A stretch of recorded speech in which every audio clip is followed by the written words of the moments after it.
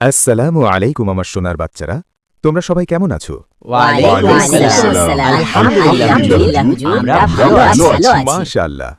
আজ সোনারা তোমাদের একটি খুব সুন্দর আদব শেখাবো। আমরা যখন পানি পান করি তখন কি বলি, আজ সেটাই শিখব। ঠিক আছে হুজুর। বাচ্চারা, পানি পান করার আগে আমরা প্রথমে কি বলবো? বিসমিল্লাহ। মাশাআল্লাহ। চলো সবাই একসাথে বলি। বিসমিল্লাহির রহমানির রহিম। আমরা 3 ঢোকে পানি পান করব।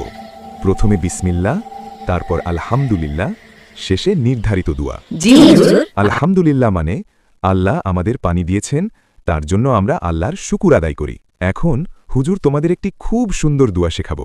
হুজুরের সাথে সাথে বলবে, সাকাহুম রব্বুহুম শারাবান তাহুরা। সাকাহুম রব্বুহুম শারাবান তাহুরা। মাশাআল্লাহ।